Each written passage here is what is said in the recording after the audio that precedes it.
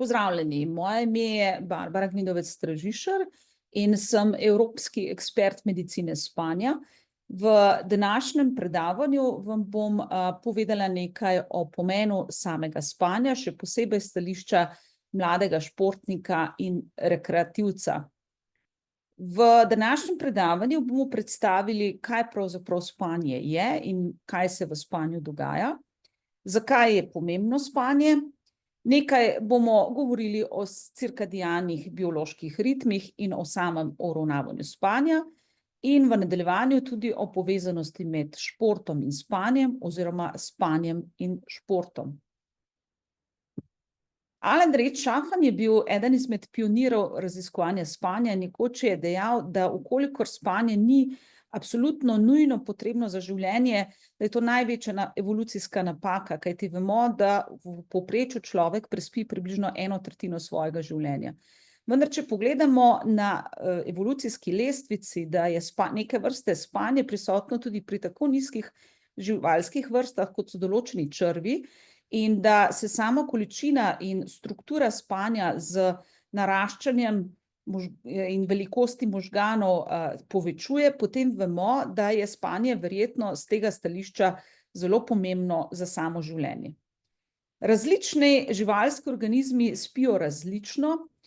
Zanimivo, ki jo morda poznamo ali ne, je, da recimo delfini spijo zgolj z eno polovico možganov, podobno ptiči, kajti samo to jim omogoča, da so stalno vigilantni, medtem ko plavajo v vodi oziroma letijo, zlasti ko se ptice selijo na južni pol, medtem ko bomo človeka težko videli, da spi samo z eno polovico možganov in da ima samo eno oko zaprto, drugo pa odprto, kajti ljudje spimo z celimi možgani.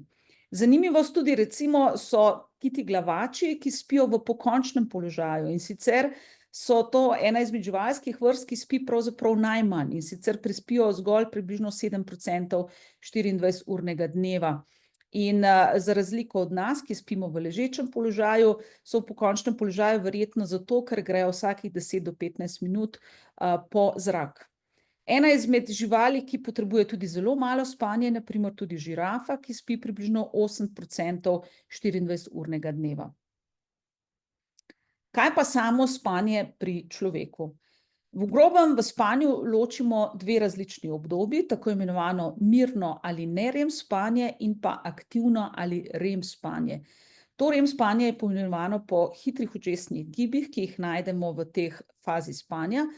In kot smo nekoč domnevali dolgo nazaj, da je spanje neko stanje, v katerem možgani počivajo, sedaj vemo, da so pravzaprav v spanju možgani, zlasti v obdobju REM spanja, zelo aktivni.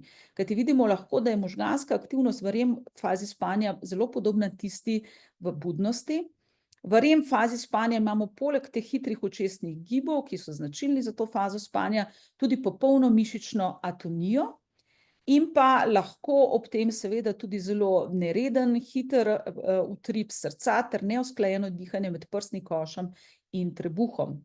To je tudi obdobje, v katerem največ sanjamo. Za razliko od REM spanja pa je v ne-REM spanju možganska aktivnost vse bolj počasna in v tako imenovanem spanju počasnih valov je ta aktivnost zelo počasna in visoko amplitudna. Takrat dihamo zelo umirjeno, mišični tonus je nekoliko znižen, vendar ne popolnoma odsoten, in imamo zelo reden srčni utrip. Obe fazi spanja se v spanju izmenjujejo v tako imenovanih ciklusih spanja. En takšen ciklus spanja, kot ga vidimo na spodnjem primeru, lahko ponazorimo z vlakom, kjer vidimo ta prehod iz lahnega spanja preko globokega spanja, potem do REM spanja, in pri zdravem odraslem človeku cikel spanja traja približno 1,5 do 2. In na koncu vsakega ciklusa spanja se prebudimo, obrnemo običajno v postelji in gremo v naslednji ciklus spanja. Pri otroku je ta cikel spanja bistveno krajši, zato lahko vidimo, da se recimo dojenček zbuja praktično vsako uro in se potem postopno s starostjo podaljšuje. Še tista dodatna posebnost, ki jo vidimo pri dojenčku, predvsem do 2. meseca starosti, je, da se uspavajo neposredno v obdobje REM oziroma aktivnega spanja. To je nekaj, kar kasneje lahko vidimo zgolj pri določenih obolenjih spanja, kot je na primer narkolepsija. Obdobja REM in ne-REM spanja oziroma ti ciklusi spanja niso preko cele noči enaki, ampak kot lahko vidimo iz tele sheme, ki ponazarja možgansko aktivnost v različnih fazah spanja, kjer ločujemo 3 različna obdobja tako imenovanega mirnega ali ne-REM spanja, ki jih poimenujemo številkami od N1 do N3, je glavnina globokega spanja v prvem delu noči, medtem ko je REM spanje zaseda bolj drugo polovico noči. Obe spanji sta zelo pomembni, vendar v primeru, ko recimo nam spanja kronično primanjkuje ali ko recimo neko noč ne gremo spat in potem nastopi spanje, bodo naši možgani najprej nadoknadili obilico tega globokega spanja. In v kolikor potem imamo dovolj priložnosti za spanje, pride na vrsto tudi REM spanje, ki je ravno tako pomembno. Takole proučujemo samo spanje, in sicer lahko vidimo, da za določitev posameznih faz spanja potrebujemo snemanje ne samo možganske aktivnosti, pač pa tudi aktivnosti gibanja zrkal oči in pa seveda tudi mišičnega tonusa, ki ga običajno registriramo na bradi. Preiskovanca ves čas opazujemo, snemamo s kamero in potem izrišemo takšen hipnogram, kot ste ga videli na prejšnjem diapozitivu. Torej, zakaj spimo? To vprašanje nima enoznačnega odgovora in kljub temu, da o spanju že veliko vemo, še vedno v celoti ne vemo, zakaj vse je spanje pomembno.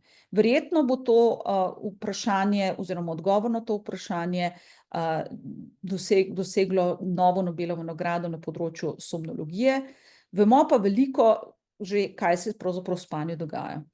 In zanimivo je, da se vrhunski športniki zelo dobro zavedajo pomena svojega spanja.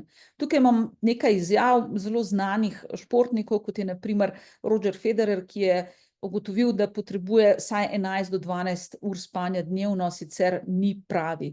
Steve Nash je nekoč rekel, da razlika zanj, kar se tiče dobrega ali slabega spanja, je v tem, ali bo morda dosegel 30 točk ali pa zgolj 15. In Michael Phelps, znani plavalec, je povedal, da vse njegovo življenje se vrti okoli hranjenja, spanja in plavanja. Tudi naša olimpijska podprvakinja Sara Isakovič je zelo zgodaj že kot športnica spoznala, da je spanje zelo pomemben za doseganje dobrih športnih rezultatov. Torej, kaj se dogaja v spanju? V spanju se obnavlja telo, delijo se celice, v spanju se izločajo oziroma sintetizirajo različni živčni prenašalci. Spanje je pomembno za vzdrževanje imunskih procesov, za vzdrževanje telesne temperature. V spanju se razločajo različni hormoni. To, da otroci rastejo v spanju, drži, kajti hormon spanja se izloča v globokem spanju. Zelo pomembno je spanje tudi za spomin, za pretvorbo kratkoročnega v dolgoročni spomin in za brisanje nekih nepotrebnih podatkov in vtisov, ki jih dobimo preko dneva, zato da so naši možgani naslednji dan pripravljeni za pridobivanje novih spominov. In pa v zadnjih nekaj 2 desetletjih približno vemo, da v spanju poteka tudi neke vrste čiščenje možganov, in sicer se odplavljajo razgradni produkti presnove, katerih kopičenje lahko vodi potem v prezgodnjo demenco. Torej, to so vse stvari, ki se dogajajo v spanju, za katere vemo, vendar to ne da popolnega odgovora, zakaj potrebujemo 1/3 življenja prespati. Na živalskem modelu pomanjkanja spanja so ugotovili, da recimo takale miška, ki jo konstantno deprivirajo spanja s tem, da vsakič, ko zaspi, pade v vodo, na koncu pogine, in sicer je poginila v 27 dneh, predvsem zaradi odpovedi imunskega sistema. Kaj pa rekord deprivacije spanja pri človeku? Ta sega že zelo dolgo nazaj, v leto 1964, ko je 17-letni študent Randy Gardner privolil v poskus ekstremnega odvzema spanja na eni izmed prvih univerz, ki se je pričela ukvarjati z raziskovanjem spanja, imela tudi laboratorij za motnje spanja, to je bila univerza v Stanfordu. In on je neprekinjeno lahko ostal buden nekaj več kot 260 ur, se pravi nekaj več kot 11 dni. In ob samem tem eksperimentu je imel že zelo hude težave z razpoloženjem, z koncentracijo, spominom, ob tem je tudi bil paranoičen in je haluciniral. In zanimivo, da potem, ko je bil poskus končan, je prespal zgolj nekaj več kot 14 ur. Kar pomeni, da spanje je potrebno, da ga nekako imamo v zadostni meri vsakodnevno. Se pravi, da se spanje ne da kopičiti na zalogo. Zanimivost, da je preiskovanec kasneje, ko je bil nekoliko starejši, trpel za hudo nespečnostjo. In glede na vse, kar vemo danes o pomenu spanja, so seveda takšni eksperimenti danes iz etičnega razloga prepovedani. Zdaj, če nekako strnem, kakšne so posledice nezadostnega ali motenega spanja, lahko jih damo nekje v 4 glavne sklope. In tukaj sem poudarila predvsem tiste, ki so najbolj ogrožujoči oziroma pomembni za mladega odraščajočega človeka. Stališča telesnih posledic bo, kot bomo videli nekoliko kasneje, nezadostno spanje in kronično pomanjkanje spanja vodi v večje tveganje za debelost in tudi razvoj metabolnega sindroma, sladkorno boleznijo, srčno-žilnimi, možgansko-žilnimi zapleti in podobno. Kronična neprespanost vodi v tvegane oblike vedenja za večjo zlorabo stimulansov. Obratno od nekakega mišljenja, če smo neprespani, porabljamo manj energije, ker smo načeloma manj telesno aktivni, in kot že rečeno, v spanju se izloča hormon spanja, se pravi, da kronična neprespanost lahko vodi tudi v zastoj v rasti. Potem imamo na področju duševnih težav celo vrsto duševnih motenj, v smislu anksioznosti, depresije, tudi večje samomorilnosti. Problem vseh teh čustvenih motenj je, da še dodatno poslabšuje samo kvaliteto spanja in potem pridemo do začaranega kroga, ko čustvene motnje vodijo v še manjšo količino spanja in te potem povečajo tudi samo stopnjo čustvenih motenj. Potem, kot že rečeno, tvegane oblike vedenja, več zlorab poživil in drugih psihostimulansov. Na področju akademskih posledic, seveda pri šolajočih se mladih je zelo pomembno, kajti nezadostno spanje vodi lahko v kognitivne motnje, v pomanjkanje nekega abstraktnega mišljenja, slabši učni uspeh posledično in tudi lahko tudi več absentizma iz šole. In na področju varnosti, kronična neprespanost vodi v več poškodb, tako poškodb pri športu, kot pri poškodb v prometu ali pri tistih, ki so že v procesu dela tudi na delovnem mestu. Zakaj je temu tako? Vemo, da je spanje zelo pomemben za spomin. Če si želimo ustvariti spomin, je pomembno najprej sama faza učenja oziroma kodiranja spomina in tudi tukaj ima spanje pomembno vlogo. Se pravi, samo če bomo dobro naspani, bomo bolje si skodirali določene podatke, ki pa jih potem v samem procesu spanja tudi nekako uskladiščimo. Se pravi, vse te spomini se začasno kopičijo v strukturi, ki jo imenujemo hipokampus, in v spanju se hipokampus intenzivno poveže z možgansko skorjo, tako da se tiste podatke, ki si jih moramo zapomniti, nekako uskladiščijo v neokorteksu in se v spanju te povezave učvrstijo. Po drugi strani pa se različne podatki, ki pa niso pomembni, da si jih zapomnimo, pa smo jih tisti dan nekako se z njimi srečali, pomembno, da se te povezave razklenejo, se pravi, da te podatke pozabimo, zato da imamo naslednji dan možgane ponovno pripravljene za kodiranje novih podatkov in hkrati tudi za priklic nekih informacij, ki smo si jih naučili. Torej, če rečemo, po nekem slabem spanju oziroma nezadostnem spanju je priklic samih podatkov slabši. Vemo, da je stopnja učenja večja, vkolikor smo dobro naspani, se pravi, da je ta kapaciteta našega skladišča za kratkoročni spomin, to je hipokampusa, izpraznjena, preden nastopimo učenje, in pa seveda, da potem po spanju je potem tudi ta poteka ta učvrstitev in teh povezav in tvorba spominov na nivoju neokorteksa. Zanimivo je, da seveda se tiste podatke, ki imajo neko bodisi čustveno vsebino, neke podatke, ki so za nas prijetni, v samem spanju bolje zapomnimo, bolje uskladiščimo, kot pa neke nepomembne, brez vsebine. Se pravi, da je pomembno, da določene stvari, ki smo si jih preko dneva nekako srečali z njimi, da jih tudi pozabimo, zato da spraznimo spominske kapacitete. In z tega stališča je spanje še posebej za šolajoče mladostnike zelo, zelo pomembno. Omenila sem povezanost med nezadostnim spanjem in razvojem metabolnega sindroma oziroma debelosti. To je neka shema, zakaj do tega pride. Vemo, da pomanjkanje spanja poveča izločanje hormona lakosti in hkrati zmanjša tvorbo oziroma izločanje hormona sitosti. Zato imamo večji apetit in predvsem željo po bolj nezdravi hrani z visoko kalorično vsebnostjo. Zaradi pomanjkanja spanja imamo spremenjeno termoregulacijo, smo bolj utrujeni in zaradi tega imamo manjšo porabo same energije. In pa ob kroničnem pomanjkanju spanja lahko pride tudi do sprememb na nivoju avtonomnega živčevja, do razvoja neodzivnosti na inzulin. Se pravi, da tisti ljudje, ki so kronično neprespani, načeloma uskladiščijo enako količino kalorij kot nekdo drug, ki je bolj naspan, bolj uskladiščijo, in to potem seveda lahko vodi do debelosti in metabolnega sindroma. Spanje je posebej pomembno za tako imenovane izvršilne funkcije. To so funkcije, ki nam omogočajo načrtovanje, začetek in izvedbo ciljnega usmernega vedenja in tudi načrtovanja giba preko nekega niza strateških in koordiniranih delovanj.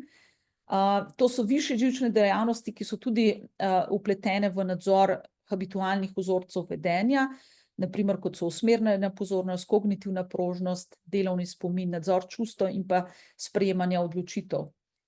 Ta del možganov, ki se nahaja tukaj spredaj, je tisti, ki pravzaprav najkasneje dozori, in sicer šele nekje po 20. letu, in hkrati tudi tisti, ki je najbolj dovzeten za pomanjkanje spanja. In to je še dodaten hendikep lahko za mladostnike, ki so že tako nagnjeni k temu, da slabo načrtujejo posledice svojih dejanj prav zaradi nerazvitosti tega frontalnega režnja. Omenila sem, da so pred približno 15 leti ugotovili, da v spanju poteka neke vrste čiščenje možganov. Vemo, da možgani nimajo limfatičnega sistema kot ostali del telesa, se pa v spanju poveča ta izvencelični prostor, ki je tukaj obarvan v rumeno, in pospeši se tok v tem prostoru in v njem se potem odplavljajo razgradni produkti. Se pravi, volumen tega prostora se v spanju izrazito poveča, in na poskusih pri ljudeh, ki so jim odvzeli zgolj globoko spanje, se pravi, ko so prišli v globoko spanje, so jim sprožili zvočni signal, ki jih je iz tega globokega spanja prebudil, potem pa so jim naslednje jutro preverjali vsebnost beta-amiloida in tau-proteina, to sta dve beljakovini, ki se kopičita pri različnih demencah v njihovi možganski tekočini. In že po akutni 24-urni deprivaciji globokega spanja je v možganski tekočini zelo narasla koncentracija tega beta-amiloida, po enotedni deprivaciji pa tudi tau-proteina, kar je nekako potrditev tega, da prekomerno kopičenje teh substanc lahko potem seveda vodi do razvoja demence. Pomanjkanje spanja ima zelo podobne učinke na naše delovanje kot alkoholiziranost. Nekje, če bomo neprekinjeno budni od 17 do 18 ur, je to približno enako, kot da bi imeli vsebnost 0,5 grama na liter alkohola v krvi. Kronična deprivacija oziroma akutna deprivacija v znesku več kot 24 ur pa nekako odraža približno funkcioniranje kot pri stopnji alkohola v krvi 1 gram na liter. Nekako se domneva, da je približno 20% vseh prometnih nesreč posledica motenega spanja oziroma tega, da je nekdo zaspal za volanom. Žal pa dan današnji morda premalo spremljamo neprespanost oziroma to, da je nekdo zaspal za volanom kot vzrok prometne nesreče. Kakšna pa je pravzaprav potreba po spanju? Nacionalna fundacija za spanje je povzela tale priporočila glede ustrezne količine spanja, kajti tisto, kar lahko vidimo, seveda, je, da se potreba po spanju s starostjo zmanjšuje. Otroci potrebujejo več spanja kot odrasli in predvsem kot starostniki. In tisto, kar lahko tudi vidimo iz teh priporočil, je, da je ta interval pravzaprav velik, kajti ljudje se individualno razlikujemo, ali potrebujemo nekoliko več ali nekoliko manj spanja. Tisto, kar je v temnomodrem, je tisto, kar je pravzaprav priporočljivo, tisto, kar je v turkiznem, je tisto, kar je nekako še sprejemljivo, vse tisto, kar pa je v oranžnem območju, pa je bodisi premalo ali tudi preveč. Obstajajo določene motnje spanja, ki se kažejo z povečano stopnjo zaspanosti. In če se tukaj usmerimo predvsem na mlade odrasle in mladostnike, lahko vidimo, da je priporočena količina spanja za njih od 8 do 10 oziroma od 7 do 9 ur spanja. Žal, raziskave kažejo, da pogosto temu ni tako. Na eni raziskavi, ki je nekako sklepala na količino spanja glede na stopnjo priklopljenosti na internet, pred nekaj leti je Slovenijo uvrstila prav na rep številnih držav in v povprečju smo Slovenci na tej raziskavi spali približno 7 ur in pol. Tukaj seveda so pretežno bili verjetno vključeni odrasli. Ampak če pa pogledamo same mladostnike, pa lahko vidimo, da na nedavni raziskavi, ki je raziskovala predvsem, kakšna je količina spanja pri mladostnikov tokom šolskega tedna in med vikendi, pa so se slovenski mladostniki pravzaprav uvrstili v spodnji del lestvice, predvsem ta količina spanja, ki jo pridobijo v času šolskega pouka, se pravi od ponedeljka do petka, znaša komajda teh priporočljivih 8 ur. Zdaj, zakaj je temu tako, bi morda bo nekoliko bolj jasno iz tega, če pogledamo, kakšno je uravnavanje spanja. Ritmično izmenjevanje budnosti in spanja je eden izmed temeljnih cirkadianih bioloških ritmov, in sicer so to ritmi, ki jih pobuja naša notranja biološka ura, ki se nahaja v suprakiasmalnem jedru v hipotalamusu, in vse funkcije v našem telesu pravzaprav nihajo za neko cirkadiano periodo. Pomeni cirkadijem približno dan oziroma približno 24 ur. Kajti samo, če smo usklajeni s periodičnim izmenjevanjem dneva in noči, se nekako počutimo dobro, se pravi, da so tudi naši ritmi v telesu usklajeni z tem dnevnim ritmom. Naša notranja biološka ura seveda ni v neki celični kulturi, pač pa je izpostavljena nekim zunanjim dejavnikom časa, in najbolj pomemben signal za našo notranjo biološko uro je ritmično izmenjevanje teme in noči. Vemo, da svetloba zavre izločanje hormona spanja melatonina, ki se izloča v češariki pod vplivom notranje biološke ure, in melatonin potem deluje tudi v telesu kot neke vrste notranji sinhronizator ostalih ritmov v telesu. Odkritje tako imenovanih urnih genov, to so geni, ki se z ritmično periodo pripisujejo v naši notranji biološki uri, je bilo odkritje, ki je prvo privedlo do Nobelove nagrade na področju somnologije leta 2017, in sicer so bili nagrajeni ameriški znanstveniki. Ugotovljeno pa je bilo, da se ti urni geni pripisujejo pri večini ljudi s periodo, ki je nekoliko daljša kot 24 ur. Naša notranja biološka ura je zelo pomembna, da nam uravnava različne funkcije v našem telesu in jih prilagaja potem različnemu obdobju dneva. Vemo, da imamo določena obdobja, ko imamo pravzaprav recimo najvišjo koncentracijo melatonina, to je v zgodnjem jutranjem času, potem največjo količino spanja v prvem delu noči, najnižja telesna temperatura v zgodnjem jutranjem času, ko imamo najvišjo koncentracijo melatonina. Vemo, da imamo porast kortizola v jutranjem času, zato je takrat lahko tudi največ predvsem srčno-žilnih zapletov. takrat imamo tudi izrazit porast krvnega tlaka. Največjo stopnjo, najboljšo performanco pravzaprav imamo v zgodnjem dopoldanskem času, se pravi ne preveč zgodaj zjutraj, in potem najboljši reakcijski čas v nekem zgodnjem popoldnevu, medtem ko zvečer potem pride ponovno do tega padca telesne temperature. In za naše dobro počutje in delovanje je pomembno, da so vsi ti ritmi usklajeni. Kot sem že rekla, pri večini ljudi se geni v naši notranji biološki uri pripisuje s periodo, ki je nekoliko daljša kot 24 ur. Zato je pomembno, da smo izpostavljeni vsem tem zunanjim dejavnikom. Svetloba in tema sta eden izmed najpomembnejših dejavnikov časa. Vsekakor pa je pomemben dejavnik časa tudi redni obroki hranjenja, naša redna navada, da gremo vsak večer spat ob isti uri in ob isti uri vstanemo, in pa tudi nek ritem naših družabnih dejavnosti. Se pravi, pomembno je, da imamo neke aktivnosti, v katere smo vpleteni, kajti samo to drži našo biološko uro usklajeno z 24-urnim dnevom in nočjo.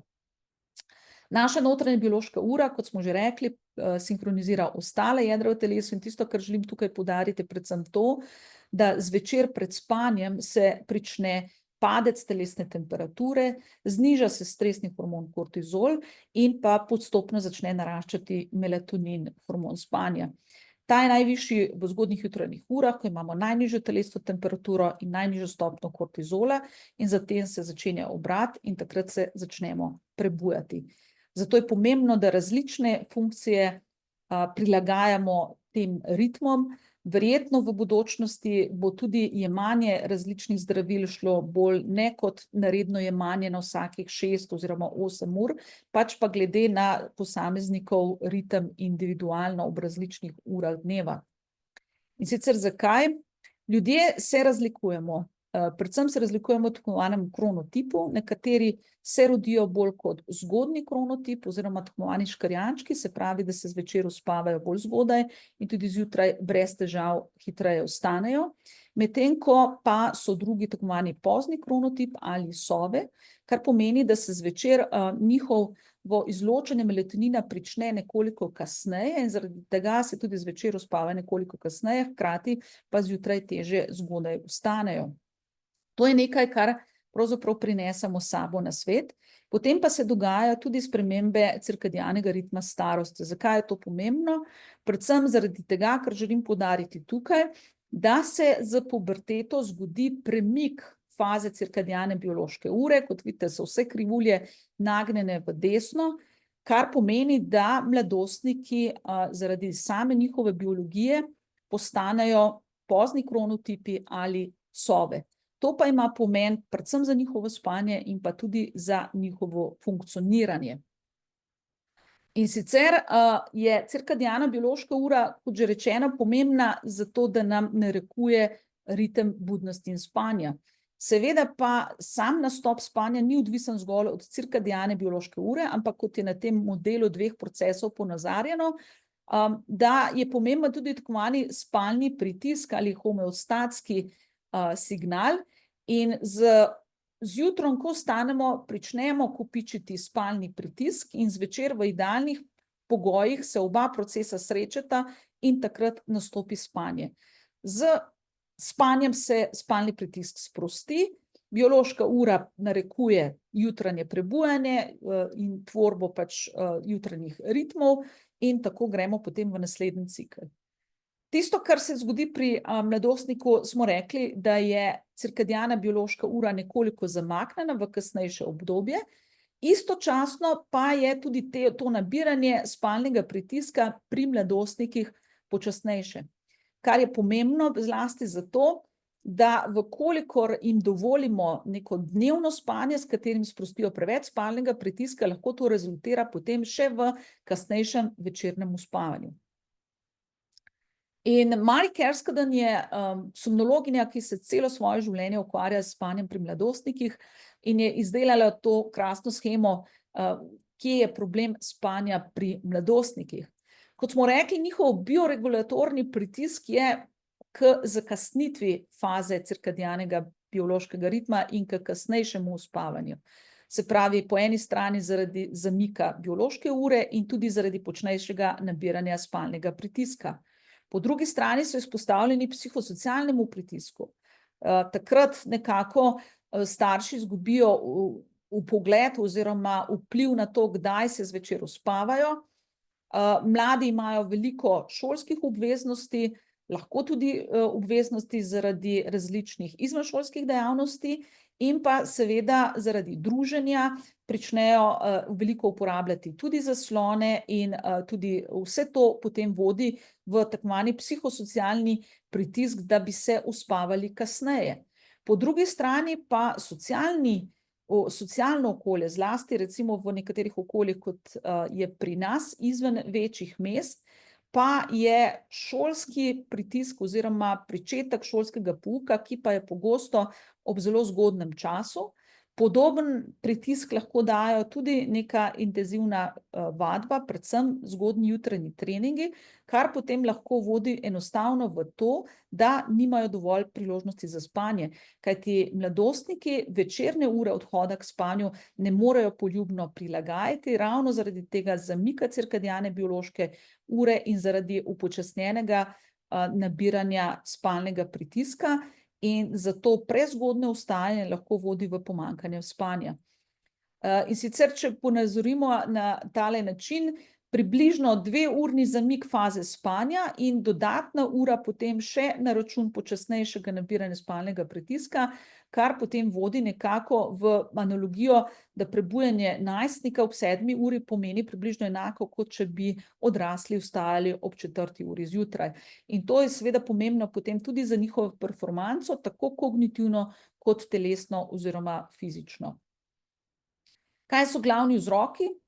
Poleg biološke danosti seveda svetloba, prevelika izpostavljenosti svetlobi v večernem času lahko še dodatno zakasni njihovo cirkadiano biološko uro, uporaba različnih elektronskih naprav, ki večinoma sevajo modro svetlobo, to je svetloba kratkih valovnih dolžin, na katero je naš cirkadiani sistem najbolj občutljiv in še dodatno seveda zakasni njihovo cirkadiano biološko uro in pa seveda prezgodnji pričetek šolskega pouka. Zdaj pa na koncu čisto, kaj pa spanje in šport, oziroma kot lahko rečem, šport in spanje, kajti ta odnos je pravzaprav obojesmeren. Vemo, da telesna vadba načeloma ugodno učinkuje na spanje in tudi pri priporočilih dobre higiene spanja vedno svetujemo redno telesno aktivnost, ki pa ne bo umeščena prepozno zvečer. In tudi ta aktivnost ne sme biti preveč intenzivna. Zato so nekatere vadbe za samo ugoden učinek na spanje primernejše, kot so na primer joga, različne raztezne vaje, dihalne vaje, različne druge miorelaksacijske tehnike sproščanja. Redna telesna vadba dokazano izboljšuje spanje, poveča učinkovitost spanja, skrajša latenco uspavanja, pripomore k večjemu deležu globokega spanja, podaljša tudi latenco REM spanja, zmanjša dnevno zaspanost in pa vodi tudi v zmanjšano tveganje za razvoj motenj dihanja v spanju. Predvsem verjetno tudi preko vpliva na manjšo stopnjo debelosti, kajti debelost vemo, da je eden izmed pomembnih dejavnikov, ki lahko privede zlasti do obstrukcijskih motenj dihanja v spanju. Vadba je, kot smo že rekli, najbolj primerna v zgodnjem popoldanskem času. To potem vodi v hitrejše uspavanje, v zadostno količino globokega spanja in pa v to, da se zjutraj zbudimo spočiti. Vkolikor pa je vadba prepozna in sicer manj kot 2 do 3 ure pred pričetkom spanja, imamo lahko sicer več globokega spanja, vendar pa imamo hkrati tudi bolj fragmentirano spanje, kajti kot smo videli, nam mora zvečer za začetek spanja telesna temperatura pričeti upadati, medtem ko telesna vadba prepozno lahko telesno temperaturo dvigne. Tudi upad kortizola se v primeru intenzivne vadbe zvečer prične kasneje. Ljudje, ki imajo zgodnji kronotip, se pravi škrjanci, imajo večjo verjetnost, da bodo telesno bolj aktivni.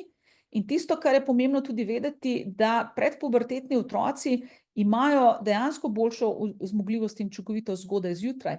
Medtem ko mladostniki, se pravi popubertetni otroci pa zaradi tega zamika njihove cirkadiane biološke ure je njihova zmogljivost najboljša v popoldanskem času. Se pravi, zgodnji jutranji treningi za njih niso primerni. Vemo, da če smo bolj naspani, imamo tudi več motivacije za vadbo, se pravi, da gre za dvosmerni odnos med vadbo in spanjem. Kaj pa spanje in šport? Vemo, da pomanjkanje spanja lahko vodi v slabšo kognitivno funkcioniranje in slabšo, se pravi, neko čustveno regulacijo, kar lahko vodi potem v slabšo psihološko pripravljenostjo ob samih športnih aktivnostih. Pomanjkanje spanja vodi do podaljšanja reakcijskega časa, do slabše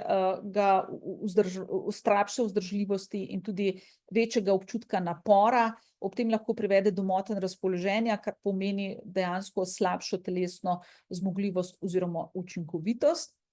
Pomanjkanje spanja lahko vodi do slabših rezultatov na testih psihomotorične vigilance, kar pomeni manjšo natančnost in slabšo psihomotorično vzdržljivost oziroma učinkovitost.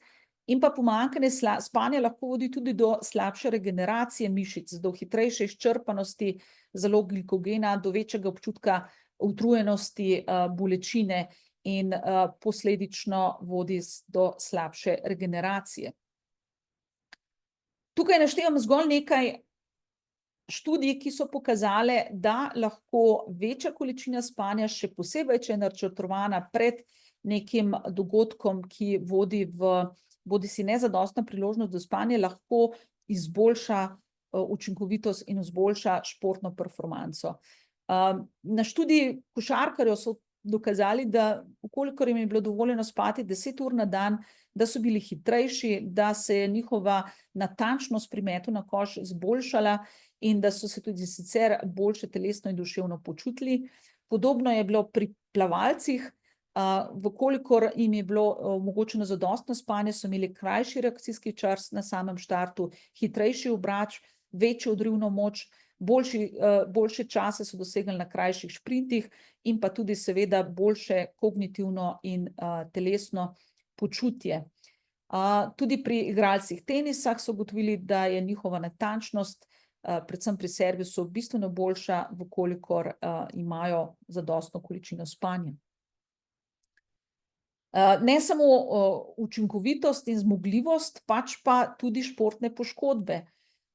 Pri študiji na mladostnikih je bilo pokazano, da se pri zmanjšanju količine spanja na 8 ur ali manj izrazito poveča tveganje za športne poškodbe različnih delov telesa.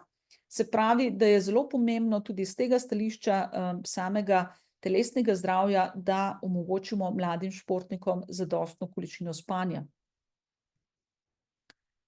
S športom velikokrat pridejo tudi številna potovanja in zlasti potovanja čez več časovnih pasov lahko privedejo do tako imenovanega jet laga.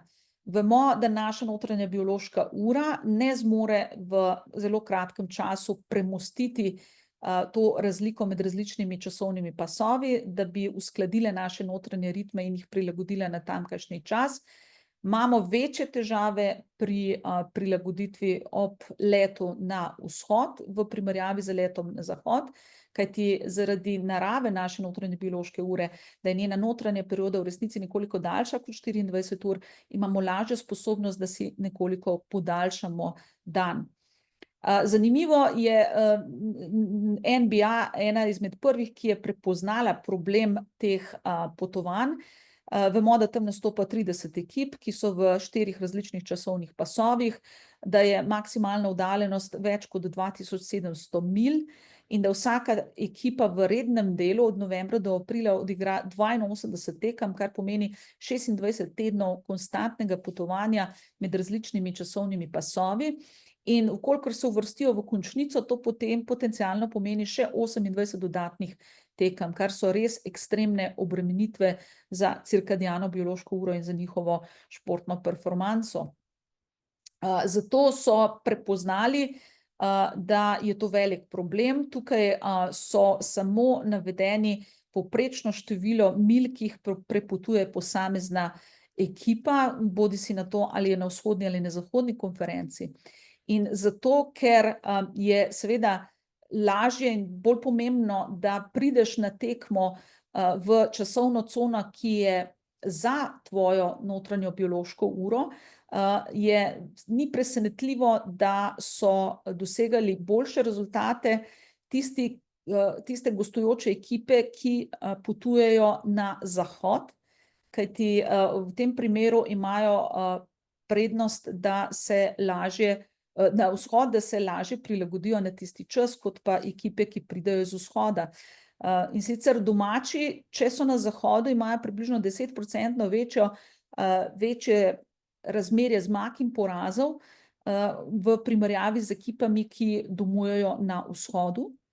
In sicer ekipe, ki prepotujejo vsaj grejo na vzhod, saj preko 3 časovnih pasov, imajo potem večjo verjetnost za boljši rezultat, kot pa ekipe, ki potujejo v zahodno smer.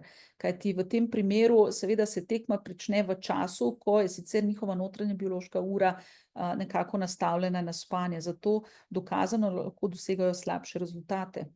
In zato ni presenetljivo, da so nekatere ekipe, kot je na primer Portland Trail Blazers, uvedle tako imenovanega doktorja za spanje. Sicer Charles Czeisler je eden izmed pionirjev raziskovanja cirkadianih ritmov, ki jim potem pomaga pri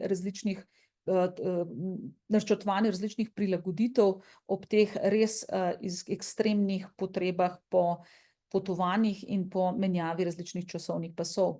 Torej, kaj lahko naredimo? Recimo tudi samo potovanje, ni problem samo potovanje v času, pa gre lahko tudi za potovanje preko različnih nadmorskih višin. Vemo, da se na višji nadmorski višini spanje poslabša, in sicer se povečajo prebujanja iz spanja, zmanjša se delež globokega spanja in zaradi večjega deleža periodičnega dihanja in večjega števila centralnih apnej in hipopnej je tudi povprečna saturacija v spanju nižja, ko pridemo na visoko nadmorsko višino. Zato potrebujemo neke vrste aklimatizacijo, in ta aklimatizacija, da bi lahko dosegli normalno delovanje, bi morala trajati vsaj približno 14 dni.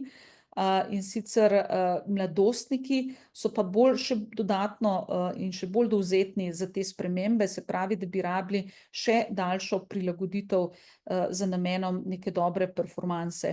Ko se vrnejo z visoke nadmorske višine na svojo normalno, nekje potrebujejo 5 do 6 dni, da se jim spanje pravzaprav normalizira. Torej, kaj lahko naredimo sami glede na to samo cirkadiano fiziologijo in biologijo? Eno je, da pri samem jet lagu lahko pazimo na to, da res poskrbimo za ustrezno prilagoditev, zato je priporočljivo recimo, da ekipa pride na mesto tekmovanja vsaj en dan prej za vsak časovni pas, se pravi, da omogočimo športnikom en dan prilagoditve za vsak časovni pas. Pomembno je, da omejimo vnos kafeina in drugih poživil. Nekako velja, da predvsem za mladostnike, se pravi oziroma za otroke do 18. leta, so vse te substance in tudi različni energijski napitki prepovedani, ker lahko ne samo, da poslabšujejo prilagoditev na jet lag, ampak tudi poslabšujejo samo spanje.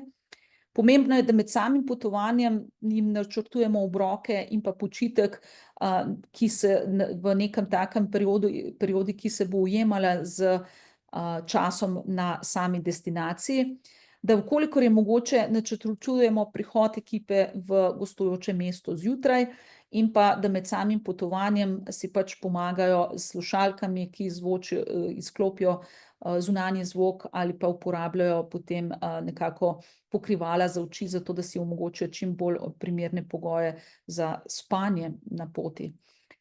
Svetloba ima izrazit vpliv na nas, je pa ta vpliv zelo različen. V kolikor smo izpostavljeni svetlobi v zgodnjem času, potem bo delovala na ta način, da bo našo cirkadiano biološko uro povlekla na nekoliko zgodnejši čas. Se pravi, Izpostavljenost svetlobi v zgodnjem jutranjem času ima izrazito velik vpliv na premik faze na nekoliko zgodnejšo uro. Obraten učinek pa ima izpostavljenost svetlobi zvečer. Se pravi, že s tem, da nekako zvečer zmanjšamo osvetlitev, po drugi strani pa zjutraj dovolimo zadostno izpostavljenost svetlobi, bo to vplivalo na to, da bomo zvečer lažje prilagodili uro odhoda k spanju.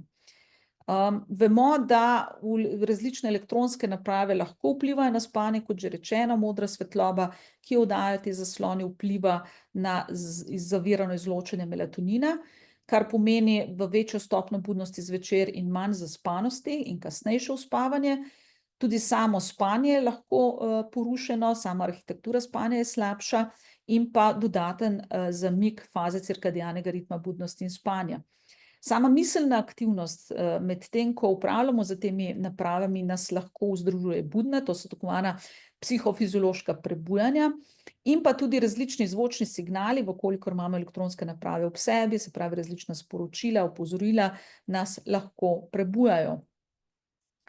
Opozarjam na to, ker imajo seveda mladostniki velikokrat elektronske naprave, ne pa samo to, torej z neke raziskave sicer osnovnošolcev, kjer lahko vidimo, da z starostjo narašča uporaba različnih energijskih pijač, ki v veliki meri vsebujejo kofein in lahko vplivajo na težavno uspavanje in tudi na samo slabše spanje. Zato so vse te pripomočki oziroma vsi ti preparati pri otrocih prepovedani oziroma niso priporočljivi.